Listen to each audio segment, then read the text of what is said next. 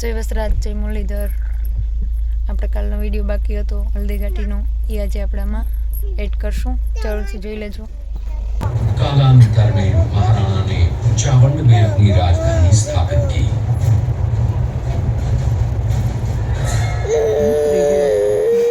19 जनवरी 1597 को राणा प्रताप ने मात्र 57 वर्ष की आयु में इस संसार से प्रयाण किया।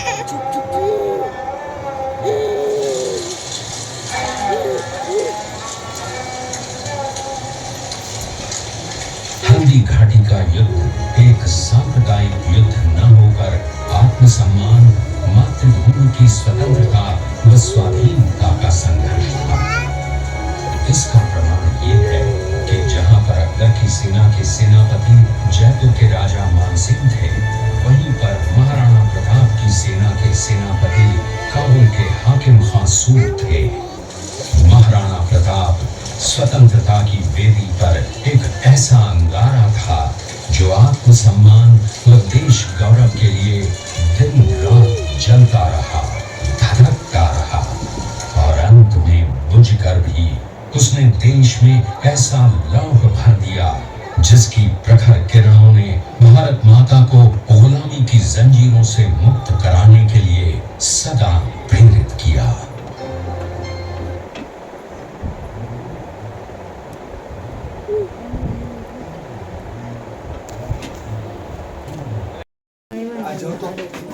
ભોયરું લાગે જો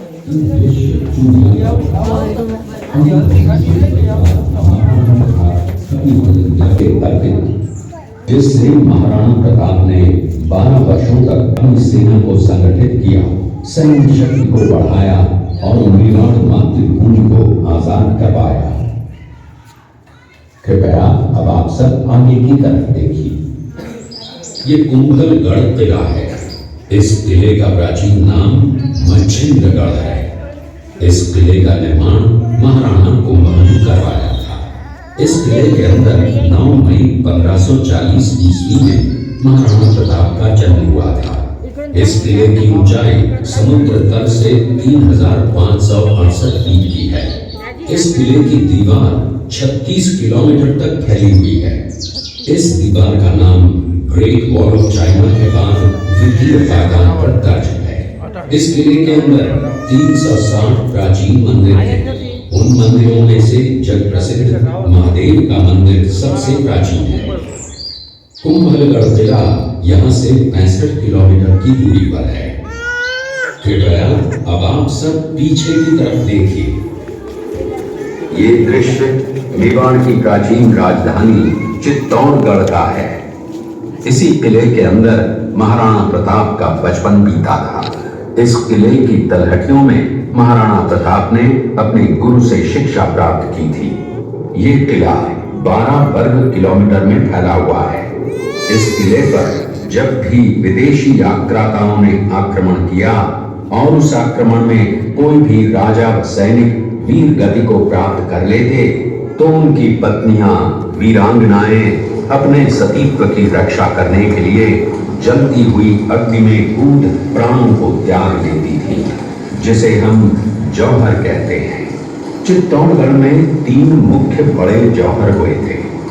प्रथम जौहर 1303 ईस्वी में रानी पद्मिनी ने 16,000 स्त्रियों वीरांगनाओं के साथ जौहर किया था, सिर्फ अल्लाउद्दीन खिलजी के कारण। दूसरा जौहर 1535 ईस्वी में गुजरात के शासक बहादुर शाह के आक्रमण के कारण रानी कर्मावती ने वीरांगनाओं के साथ किया। और तीसरा जौहर 1568 ईस्वी में जब अकबर ने चित्तौड़गढ़ पर आक्रमण किया, उसी समय रानी फूलकुंवरी ने 7,000 वीरांगनाओं के साथ जौहर किया। फिर भी अकबर का मन नहीं भरा और अंत में हजारों आम लोगों का कत्लेआम करवाकर उन्हें मौत के घाट उतारा गया। इस किले में देखने योग्य विजय स्तंभ है, कीर्ति स्तंभ, मीरा मंदिर, जैन मंदिर, कालिका माता मंदिर, भामाशाह हवेली, कुंभाश्याम मंदिर, फतेह प्रकाश महल हैं। ये किला यहाँ से 140 किलोमीटर दूरी पर है। ये देखते हुए सभी अतिथि आगे की तरफ चले। अब्दुल रहीम खान खाना अजमेर का सूबेदार था। जब वो शेरपुर पहुंचा तब इसका पता कुंवर अमर सिंह को चला, जो महाराणा प्रताप के पुत्र थे। अमर सिंह ने शेरपुर छावनी पर अचानक आक्रमण कर दिया। उस आक्रमण में मुगल सेना में भगदड़ मच गई। मुगल सेना को अपनी छावनियों को छोड़कर भागना पड़ा। छावनियों के अंदर से लूटा हुआ माल व अब्दुल रहीम खान खाना, जिसकी बेगम आनी खान को बंदी बनाकर महाराणा प्रताप के सामने पेश किया गया। तब अमर सिंह पर महाराणा प्रताप क्रोधित हुए और कहा, जहां से इस नारी को बंदी बनाकर लाए हो, इसे पुनः ससम्मान लौटा कर आओ। महाराणा प्रताप ने कहा, हमें नारी से कोई दुश्मनी नहीं है, हमें तो देश विद्रोहियों से दुश्मनी है, जिन्होंने चारों तरफ आतंक फैलाया है। महाराणा प्रताप के आदेश का पालन करते हुए कुंवर अमर सिंह ने उस मुगल नारी को ससम्मान छावनी तक पहुंचाया। इस प्रकार महाराणा प्रताप ने अपने क्षत्रिय राजपूत धर्म का पालन किया और पराई स्त्रियों को मां, बेटी और बहन का दर्जा दिया। ये है महाराणा प्रताप का चरित्र और नैतिक उदारता का परिचय। ये देखते हुए सभी अतिथि आगे की तरफ चले। उसी किले के अंदर की ये घटना है। मेवाड़ की एक ऐसी मां थी जिसने अपने पुत्र का बलिदान देकर राजवंश की रक्षा की थी। उस मां का नाम पन्नाधाय था। पन्नाधाय जाति से गुर्जर थी। वो एक राजकुमार की धाई मां थी। दूसरी तरफ हाथ में तलवार लिए खड़ा ये बनवीर सिंह एक दासी पुत्र है। ये कुंवर उदय सिंह की हत्या करके मेवाड़ की राजगद्दी प्राप्त करना चाहता था। एक रात्रि बनवीर सिंह को मौका मिला। वो राजकुमार उदय सिंह के बड़े भाई विक्रमादित्य सिंह की हत्या करके राजमहल की तरफ आगे बढ़ा। इसकी सूचना पन्नाधाय को लग गई। कुछ समय तक पन्नाधाय चिंतित हुई। तभी पन्नाधाय ने अपने पुत्र चंदन को राजसी कपड़े पहनाकर पलंग पर सुला दिया और उदय सिंह को एक टोकरी के अंदर छिपाकर पत्तों से ढक के महल के बाहर निकालकर गुप्त रास्ते से कुंभलगढ़ भेज दिया। बनवीर सिंह जब तलवार लेकर राजकक्ष में आया तो उसने पन्नाधाय से कड़क आवाज में उदय सिंह के लिए पूछा तो पन्नाधाय ने चंदन की तरफ इशारा किया। बनवीर ने चंदन को उदय सिंह समझकर चंदन की हत्या कर दी और ये समझने लगा कि मैंने राजकुमार उदय सिंह को मार दिया।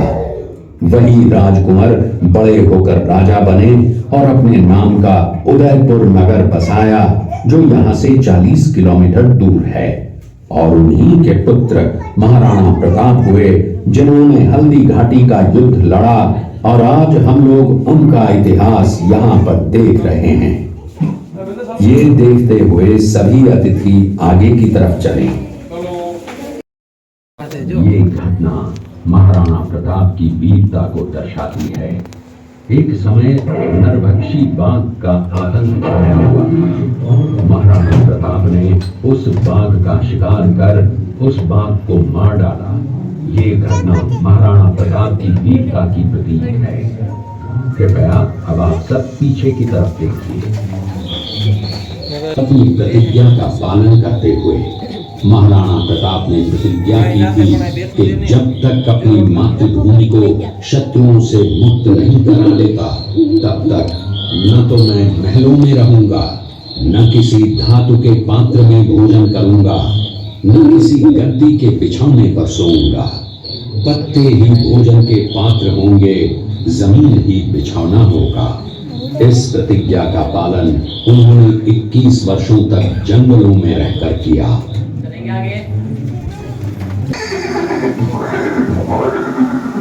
ये दृश्य महाराणा प्रताप और सुविख्यात स्वामी भक्त घोड़े चेतक के अंतिम मिलन का है।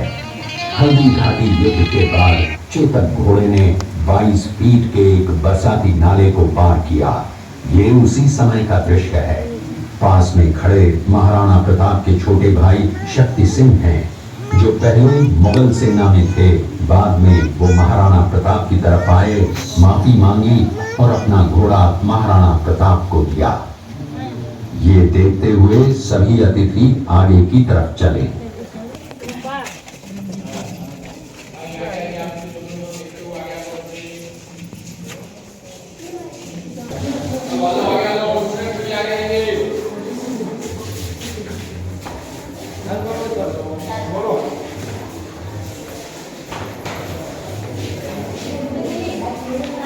कर दो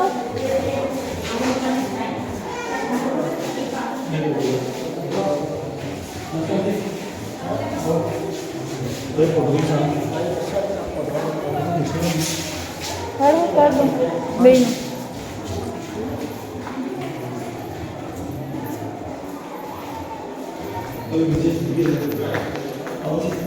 हल्दी घाटी जोएली दूरे जोएली रेडी बाहर निकली थी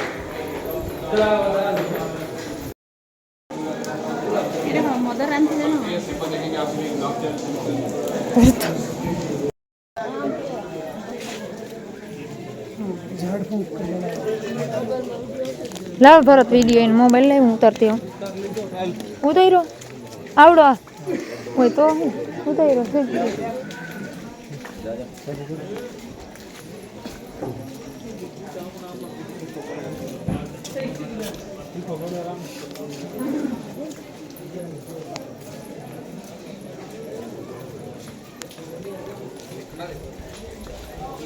कांको कांका मत बेस में दिला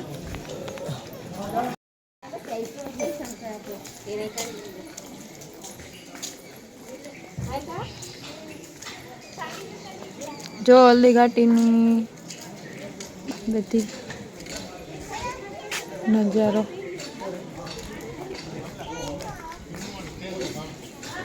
ये अंशु जो अंशु है जो ये अंशु है आइडिया जो अंशु से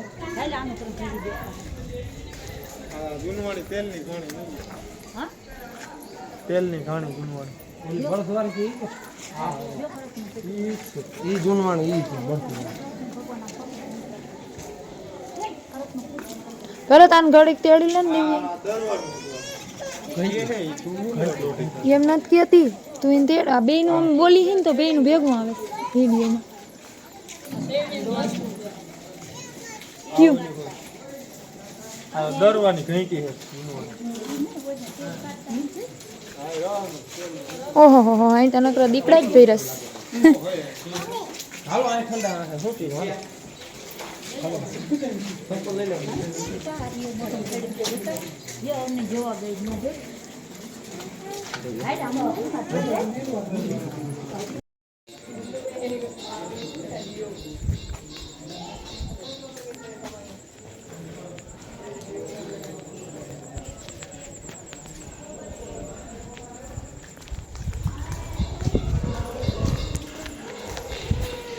आलियो आ बे बोली है ने बेन भेगू आवे એટલે કો કોપીરાઈટ થઈ ને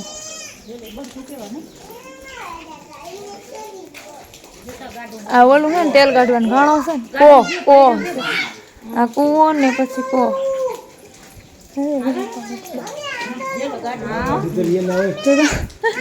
એક નીંગડું બંધ આયો અંદર વિશે અંદર કાઢવું તો અંદર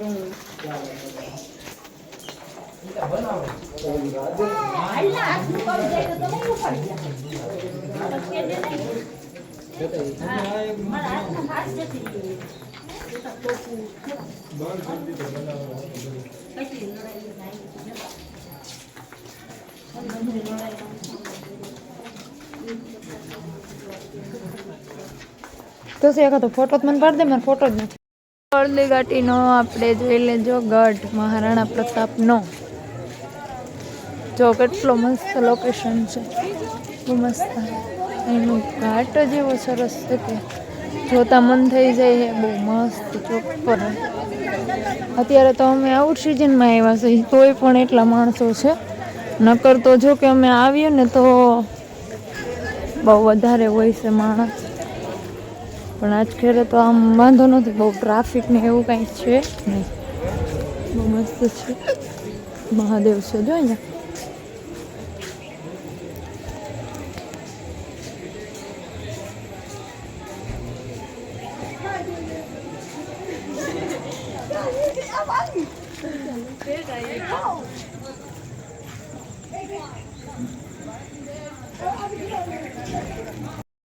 દેખાય આમ આપણે ઓલી વખતે ગયા હતા એટલે આજ ફેર કઈ જવાનું છે ને અહીંયા જ ગયા હતા આપણે. હમણાં આવ્યા ને તે દી આ છેડ્યા હતા જોવાનું રહી ગયું હતું. અંદર આપણે પ્રદર્શન જોવા ગયા ને એ બાકી હતું એટલે આજ ફેર પ્રદર્શન ને એવું બધું જોઈ લીધું. અને હવે ચડવામાં હે ને પછી ફઈ ની બધા ચડી ન હોય એટલે જવાનું રાખ્યું છે બંધ ત્યાં.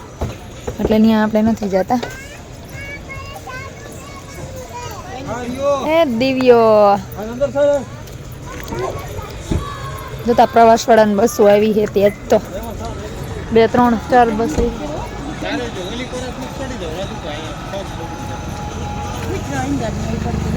ઘાટીની જો ચાંદલા કરવા માટે ધૂળ લેશે બધા.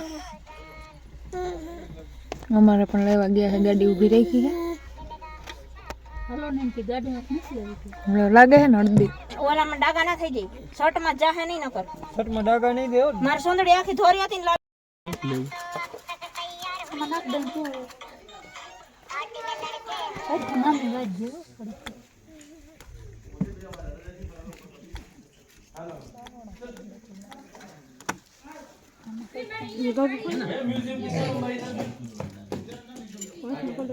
આપણે બધા ફોટા પાડ્યા હતા રોડ કાંઠે ઉભા રહે ડુંગરના.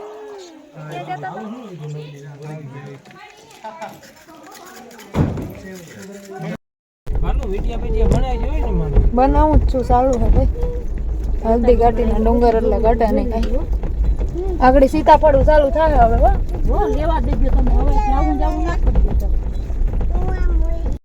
હાલો મિત્રો, હલ્દી ઘાટી જઈએ એવા છે. નવાનું છે તો વિડીયો થઈ જાય છે બહુ મોટો, તો આપણે આ વિડીયોનો અહીંયા એન્ડ આપશું. એટલે અમારો વિડીયો આગળ જોતા રહેજો અને ખૂબ જ તમને બધાને ગમશે. અને બસ આપણે આજનો વિડીયો અહીંયા પૂરો કરીએ. જય વસરાજ, જય મુરલીધર. આવજો મિત્રો, કાલના નવા બ્લોગમાં મળીએ. નાથવારા જઈને જરૂરથી જોજો.